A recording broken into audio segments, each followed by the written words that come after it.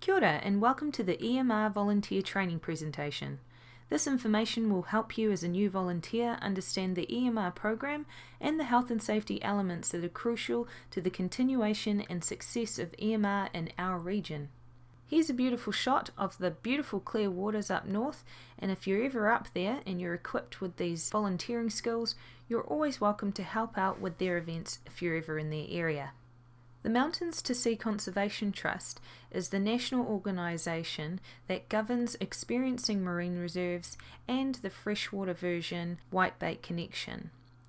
Whakamana te maunga, whakamana te wai, he mauri o ngā tangata, ngā mea katoa he pai, haumie, huie, tāiki. If we look after the water, from the mountains to the sea, it will look after us. It is our life force. Here's a bit of insight into how we grade our volunteers when it comes to the practical assessment in the pool. This is so that we can see how confident and competent you are with your snorkeling and snorkel guiding skills. As you can see, this is an opportunity for you to work your way up from trainee guide all the way through to senior guide.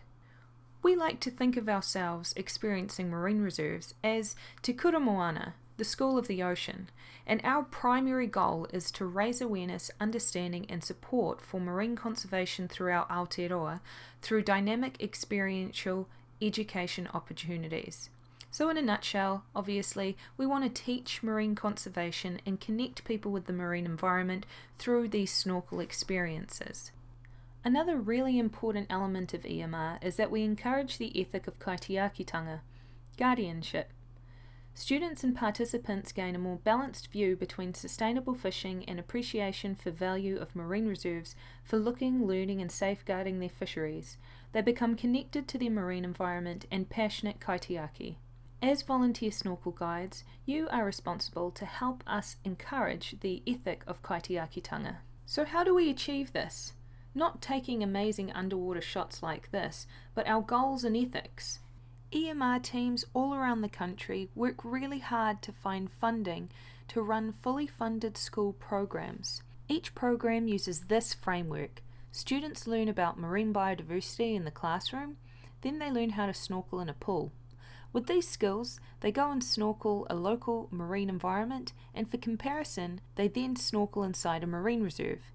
From these observations and learnings, they go on to create an action project that will inspire change in their local community. Each year, Air New Zealand sponsors 2 students and their guardians per region to go and snorkel up at the Poor Knights. Only students who have done an outstanding job with their action projects are considered for this trip.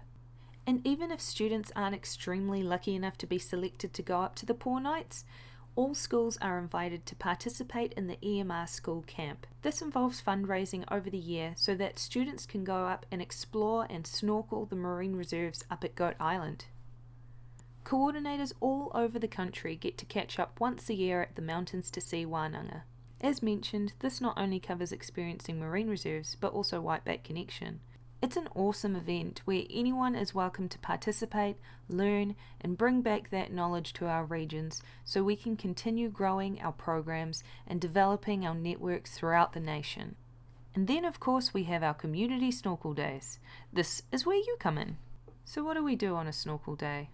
Most regions primarily run land-based snorkel days. There's also opportunities to run user-pays kayak and stand-up paddleboard days.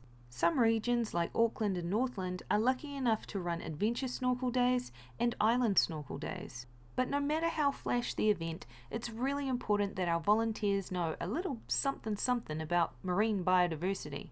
So here's something on trophic cascades. As New Zealanders, we're usually pretty aware that crayfish and snapper are really well sought after seafoods. But did you know that they are the 2 main predators of kinna? Kinna is a type of sea urchin that feeds on kelp, and kelp provides shelter for lots of little baby animals. This is a kinna barren, and this is what happens when crayfish and snapper are overfished. Overfishing causes an imbalance in the marine ecosystem, which ultimately destroys biodiversity, and this biodiversity is an indicator of marine health.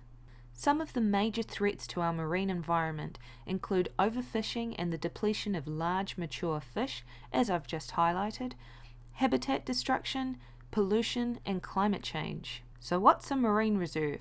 Well, marine reserves are protected segments of coastline to preserve different marine habitats around New Zealand. Yeah, but what are the rules?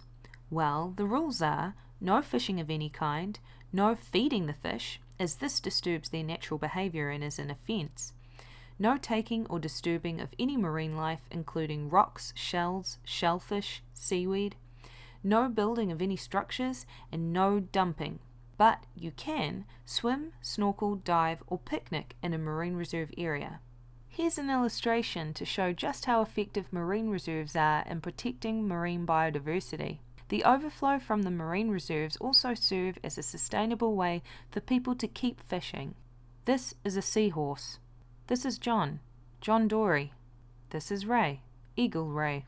This is his cousin, Stingray. And there's their old mate, Snapper. And Spotty's always hanging around somewhere. Or is he? Let's hope our snorkel days don't look like this. Now that you know a few of your local marine species, we encourage you to learn more. This will help you become a better guide and give your participants an even more awesome experience. So let's move on to some snorkel equipment and health and safety stuff. Here's some equipment. These are the essentials. You've got your mask, your snorkel, and your fins. Your mask is very important because you need to be able to see under the water. These are your fish eyes. Your snorkel helps you breathe while your face is in the water, and your fins help you propel through the water nice and easy. And here we've got a full-length wetsuit on the left here. This will help you keep warm, but also protect you from cuts, scratches, and stings. At the top center, you can see a white and blue flag attached to a floating device, and this is really important for every diving group and individual to have on them to make sure that other water users like boaties and kayaks know to keep clear of this area where there are potentially people in the water. The top right shows an additional type of flotation device just in case of an emergency. The bottom right, again, just in case of an emergency, it's handy to have a dive knife on you. And in the middle, at the bottom, we have our weight belt. Only volunteers who are experienced divers will be permitted to use weight belts. And before you take out any participants, we require you to test your weight belt to make sure that you're not overweighted. So just for clarification, as a volunteer snorkel guide, you are required to wear a mask, snorkel, fins, wetsuit, red rash shirt, and have a whistle on you. You'll also be required to have a boogie board with you and your group. Next is our hand signals. It's really important for you to know how to teach your participants how to use these hand signals so they know how to communicate with you while you're in the water. The top left signal says, "I'm okay," but this signal only needs to be used from a distance, say when communicating with the shore person. The second signal going anti-clockwise is a smaller OK, so you can use this signal to ask your participant, "Are you okay?" and they can return the same signal back if they're all good. The third signal in the middle is showing somebody waving their arm. This signal shows that they need help. The correct response to this signal would be for the shore person to blow their whistle while pointing at the person so that the closest supervisor can go and assist them. The fourth signal says, "I'm about to duck dive." You and your participants should always tell each other when you're about to duck dive so that you're always aware of where each other is. And this last hand signal is not saying "sweet as," it's actually saying "I'm coming up back to the surface."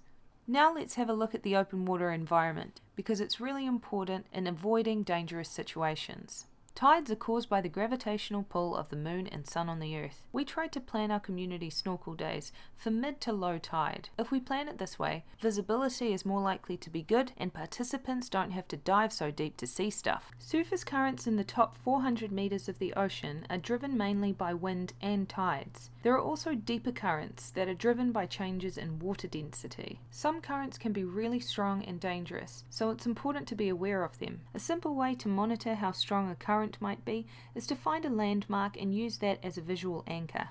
Waves and surges can prove dangerous to snorkelers, so we try our best to avoid running snorkel days in these conditions. Here's a bit of an idea of the average coastal water temperatures around New Zealand. As you can see, it gets quite cold from the lower North Island going south, so that's another reason why you should wear a wetsuit and keep yourself warm. As I've mentioned, visibility is another important factor. This is because it affects our ability to view not only the underwater environment, but also keep track of our dive buddies when they're duck diving. Great visibility makes for a great dive. But good viz also allows us to see any hazardous aquatic life. If you do come across anything potentially hazardous like a stingray or eagle ray, just give it some space and calmly observe from a distance. When briefing your participants, make sure to include the importance of staying calm. The EMR coordinator will make a call based on weather forecasts whether or not the event will go ahead. It's a good idea for you to keep your eye on the weather forecast as well, as your concerns are always considered. Snorkel diving physics. Bet you didn't see this one coming. Underwater magnification or vision.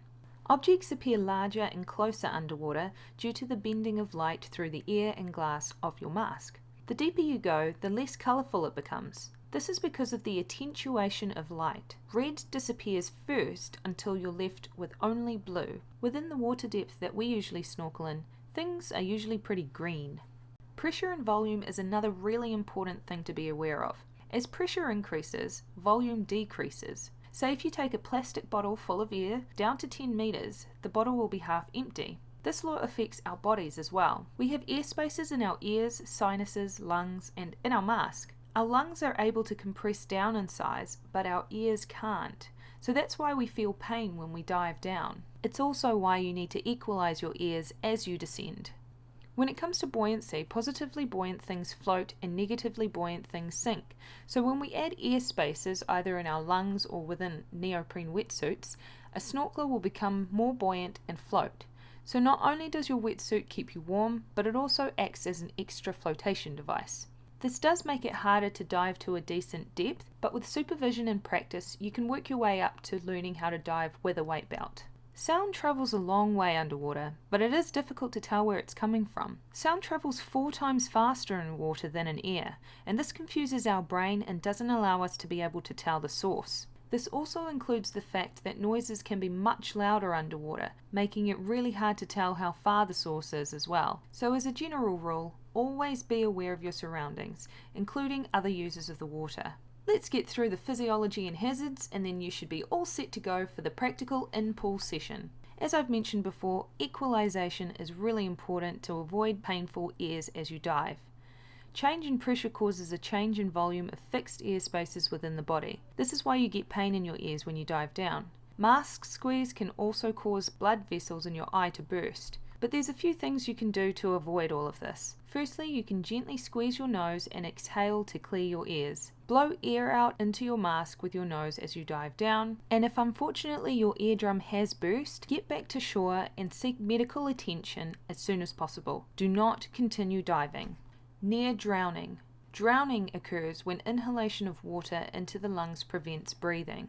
But did you know about the term secondary drowning? This is another term that people use to describe a drowning complication. This happens when just a little bit of water gets into the lungs, irritates the lungs linings, creates fluid buildup, and can cause a condition called pulmonary edema. But we can prevent a near drowning by snorkeling within our limits and not going out if it's too rough. If unfortunately there is a drowning, we need to get that person to shore ASAP.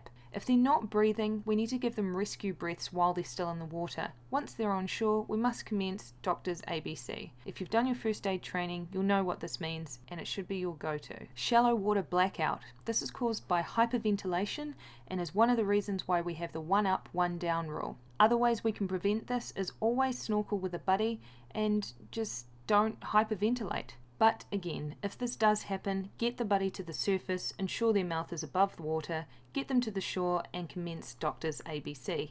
Injuries from aquatic life. Weirdly enough, oysters are actually the most dangerous while snorkeling, but obviously we need to watch out for stingrays and eagle rays. To avoid being cut up by oysters, we need to wear a full wetsuit and avoid shallow areas where the oysters are. If you see an eagle ray or stingray, do not swim over it in shallow water. If injury does occur, wash out any scrapes with disinfectant and do not remove the barb if you get stung. Just make sure there's immediate medical assistance. Physical exhaustion can happen while you're snorkeling, and so can calf cramps. These tend to be the most common ailments we deal with. These can be easily prevented by staying fit and healthy and keeping hydrated, but not so hydrated that you need to pee in your wetsuit. If your buddy gets exhausted, help them to shore so they can rest. And if they get cramp, you can help them by pulling their fin up to your chest and helping them stretch it out. Hypothermia. This can include sunburn on exposed skin and heat exhaustion or heat stroke from extended periods in the sun. Keep an eye out for volunteers or participants that might be showing signs of any of this, as they might not even realize they're experiencing it. And if you do need to help someone with hypothermia, get them out of the sun, remove their wetsuit, give them fluids, and monitor their vitals. Last one, boat traffic. There is a risk of boat strike which can result in lacerations from the propeller. We can avoid this by making sure we have a visible dive flag on us all the time. This should mean that boats are only passing us at 5 knots or avoiding us altogether. And we're done. Thank you so much for watching this training preparation video, and we look forward to completing your training in the pool soon.